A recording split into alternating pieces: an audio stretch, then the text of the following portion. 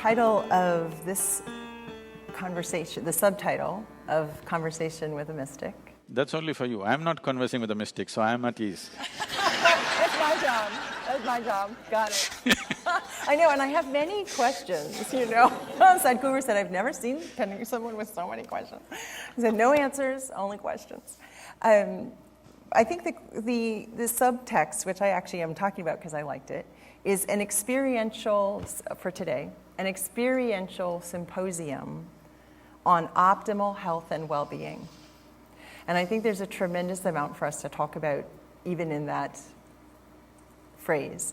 One is the role of experience. And I will say that, you know, my office being responsible for cultural transformation, I've become obsessed with what is culture. And the definition that I use, because it guides our strategies, is behavior. This definition was given to me by Admiral Grossenbacher. Is behavior, either collective or individual behavior, based in experience and incentives. Meaning that if we're going to transform or shift what the medical model is today and what healthcare is today, we can't start with just the data. If people do not have an inner experience, not much will change. Can you say some about what you think the role of experience is in today and in healthcare? So you need to understand this.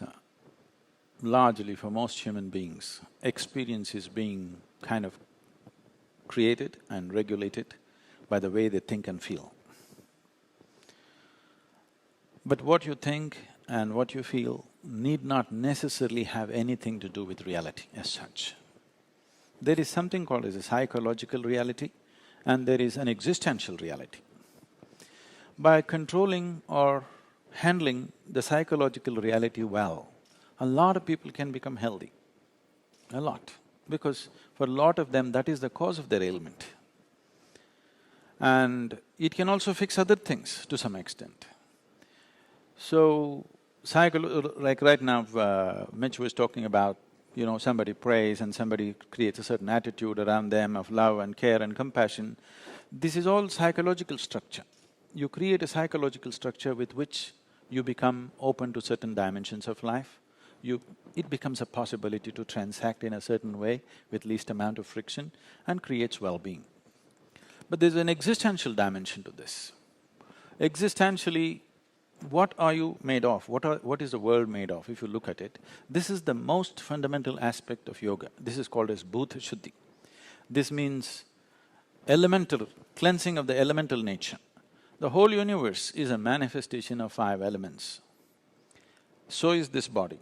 Out of these 5, there are only 4 that you can really handle. Another one you just experience, it's the ambience for the other 4. So the earth, water, fire, air and the space. So you only have to handle really 4. With 4 ingredients, so much magic and mischief is happening in the universe. If there were 4 million, we would be not able to handle it. 4 for sure we can handle, isn't it? 4 ingredients, if they're functioning the way you want them, then everything about you will be great. Out of these 4, 72% of your water, your body is actually water, so is the planet. The same composition of the planet you have in your body. About 12% is earth, about 6% is air, 4% is fire, the remaining is space. This is how it is looked at. If you master these 4, even if you have a bit of control over these 4, you will see miraculously you will generate health within the system.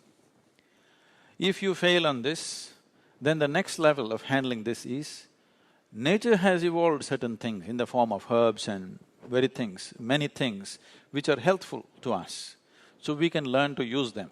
If you fail in that, then you can create a psychological structure which will create health for you. If you fail in that, then you go for the chemical treatment. If you fail in that, then you go for a surgery. So that's the escalation. Direct intervention of cutting something, putting something, if nothing else you're capable of doing. But now you're talking about a large-scale thing across the populations.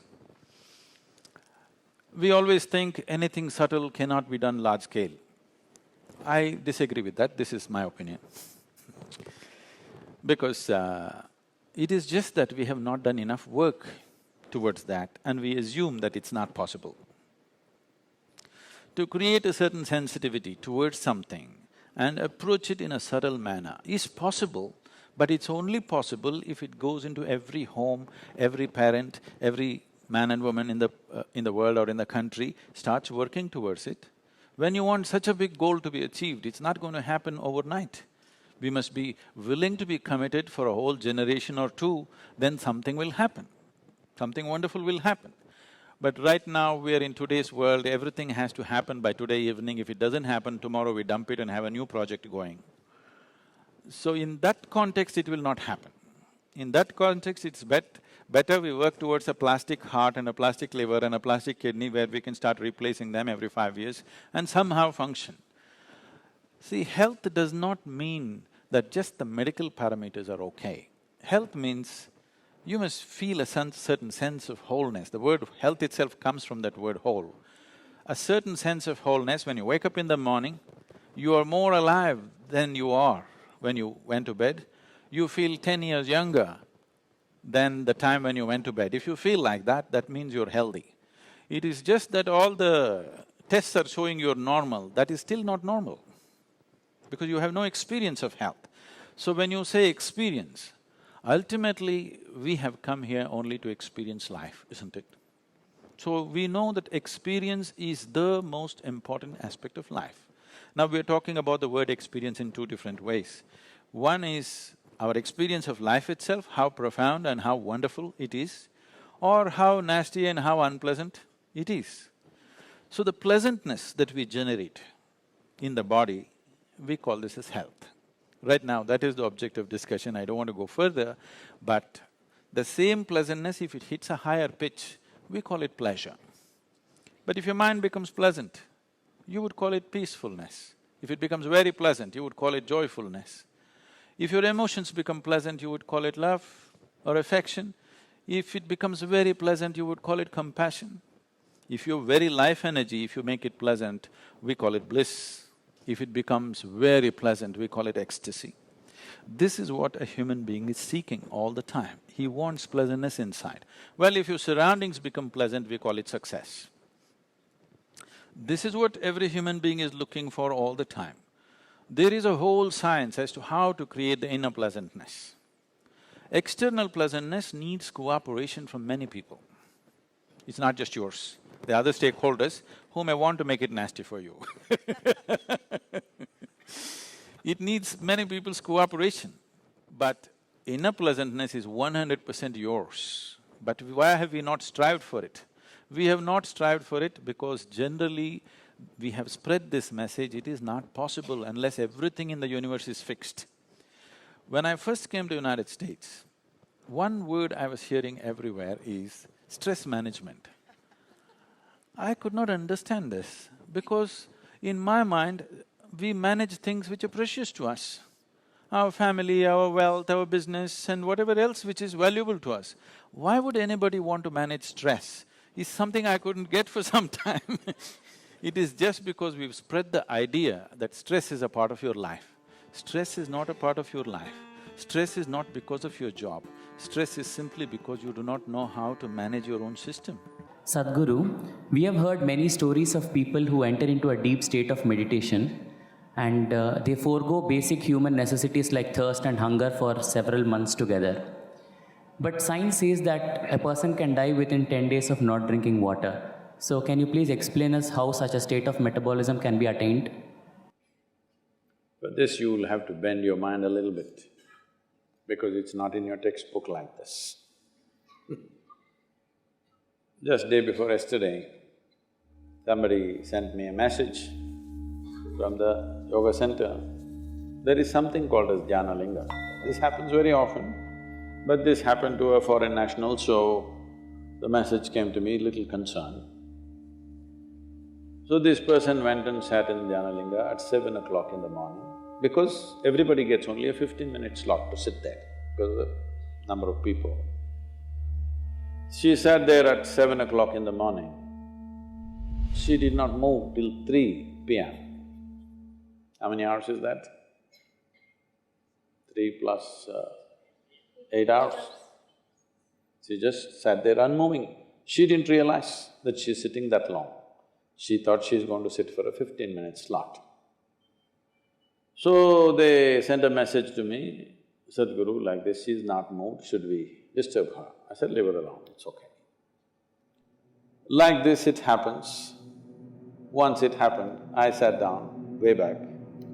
I thought, this was new to me also at that time. I thought I'm going to… I sat there for 25–30 minutes. When I opened my eyes, a huge crowd in front of me in a village, garlands around my neck, they're all trying to pull my legs, in India, India being what it is. And the moment I open my eyes, somebody wants to know about his business, somebody wants to know when his daughters will get married, all kinds of things. Then I said, where did all you idiots come from? They say, you've been sitting here for 13 days. And so, what happens in the system? That's what you're asking. See, right now, I'm speaking. If you check my pulse, it's somewhere around 55, 58, in that region. If I simply sit quietly, it'll drop below 40. If I simply sit down and I'm doing something without interaction, talking, moving, if I simply sit, it'll drop below 40. Now this is at ease. This will not build any unnecessary friction inside. So the amount of energy it consumes is very low. All of you medical students, you know this, 20% of the energy in the body is consumed by your brain. Though it is hardly a pound and a half at the most. So, this much body is consuming 20% of the energy. This much body is consuming only 80%. If you compare this and this in weight, it's 50 times more, much more. So, you must understand, if you keep your mind in a certain way, the amount of extra energy that you have is enormous because you're not unnecessarily consuming, wasteful usage of energy is not happening. This is true with every system. Whether it's a car, whether it's a machine, whether it's anything, how friction-free it is running, that much energy will come down, isn't it? Anything that's happening with big friction will consume enormous amount of energy. So physiologically, psychologically, energy-wise, if you bring friction-free function of your system, metabolism will drop and you will function very efficiently because when you want to pitch it up, you have a whole range to pitch it up. When you want to lower it, it's there. Right now, the range that most people are carrying is very, very small. If you push them into activity, they will get totally tired out. If they have nothing to do, they will freak. If you have nothing to do, you freak, isn't it? So in this condition, it'll not go down. Now, everything that you consume is higher simply because you're at a higher RPM, that's all.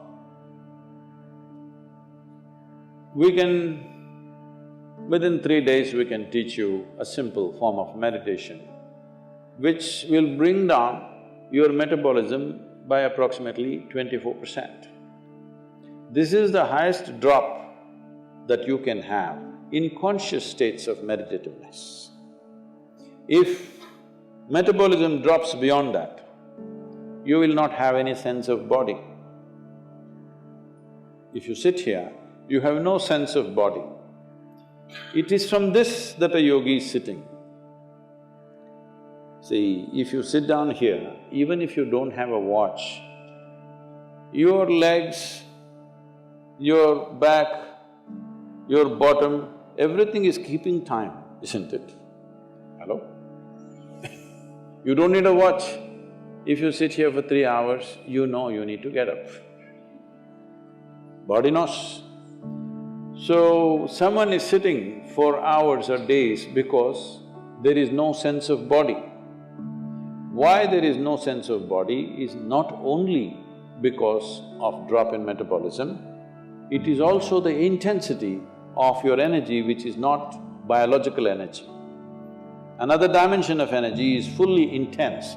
Once it pervades the entire body, you have no sense of body. If I go into a program 10 hours, 12 hours, I am the only one continuously drinking water, but I am the only one who will not go to the restroom. I am the only one who will not take a break. Everybody, every 2 hours they take a break and come back.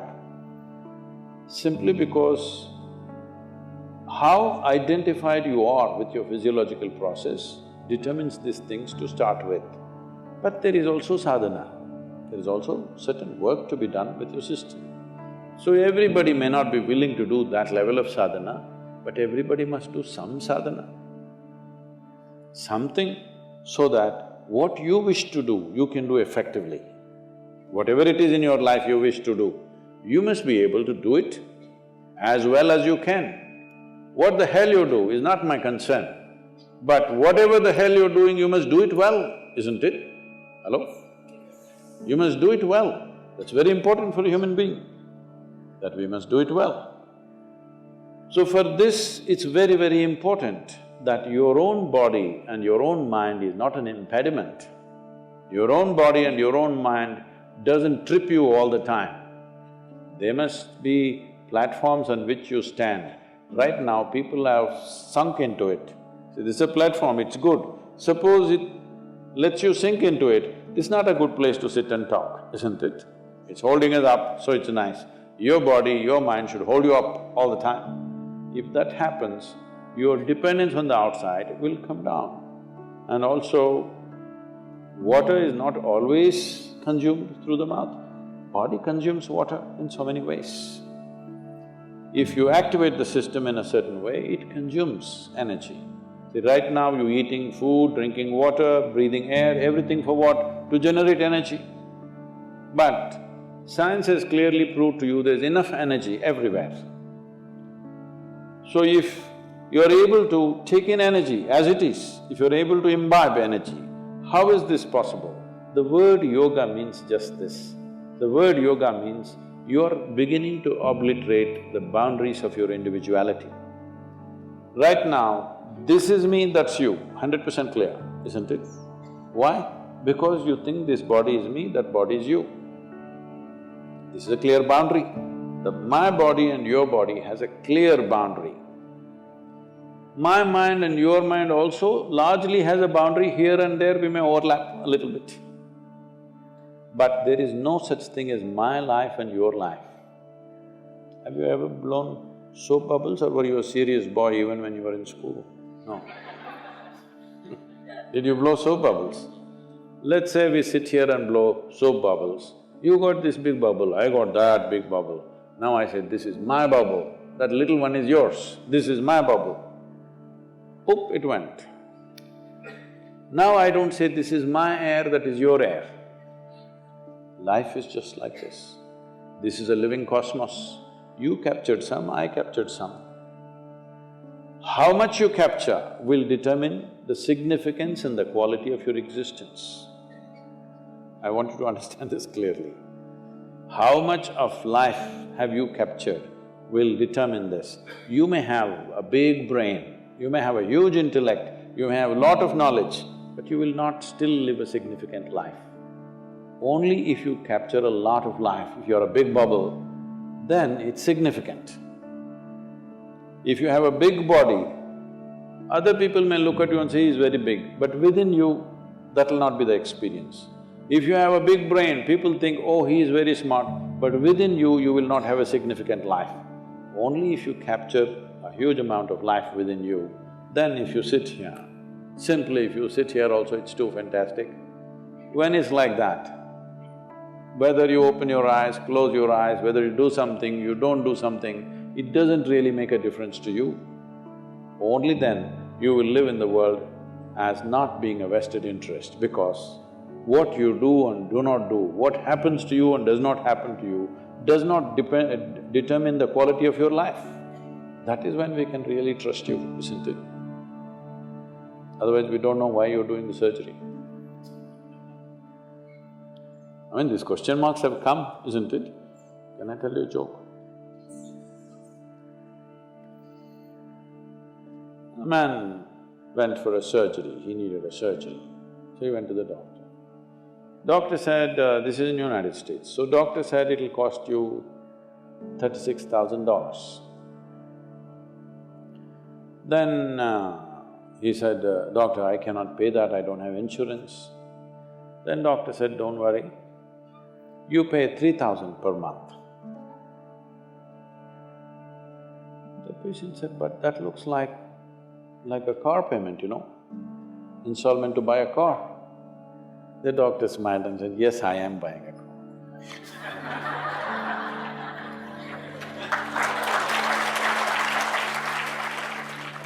जागो भैरवी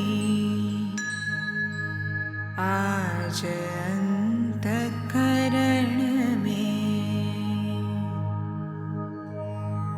जागो भैरवी आज अंतःकरण में, हिया में सदा राज जीवन मरण में। जागो भैरवी आज अंतःकरण में, हिया में सदा राज जीवन मरण में। जागो भैरवी आज अंतःकरण में। करुणामयी मात छोड़ो नहीं हाथ, रहे तू सदा साथ निशि जागरण में। करुणामयी मात छोड़ो नहीं हाथ, रहे तू सदा साथ निशि जागरण में। जागो भैरवी आज अंतःकरण में, हिया में सदा राज जीवन मरण में। जागो भैरवी आज अंतःकरण में।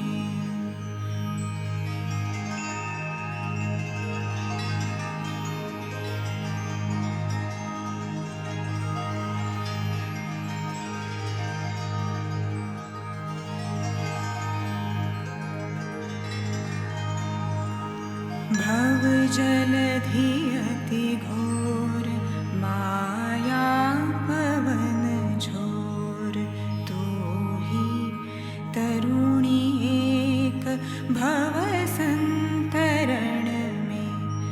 भव जलधि अति घोर माया पवन झोर, तू ही तरुणी एक भव संतरण में।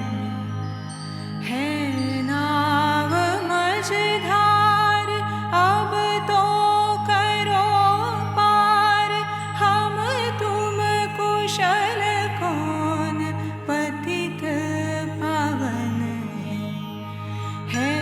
नाव मझधार अब तो करो पार, हम तुम कुशल कौन पतित पावन।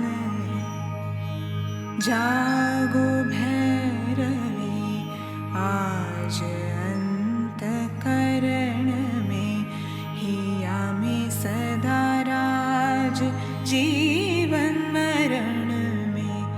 जागो भैरवी आज अंतःकरण में।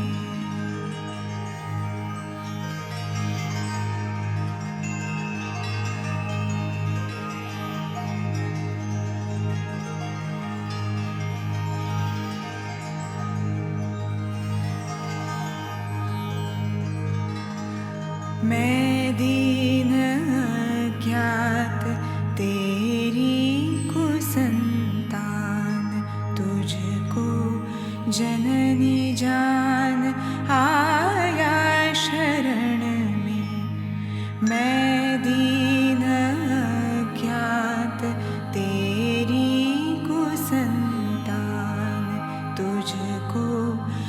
जननी जान आया शरण में।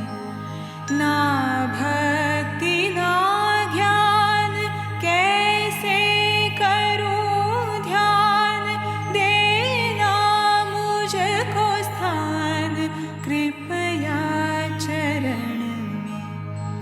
ना भक्ति ना ज्ञान कैसे करूं ध्यान, देना मुझको स्थान कृपया चरण में। जागो भैरवी आज अंतकरण में, हिया में सदा राज जीवन मरण में। जागो भैरवी आज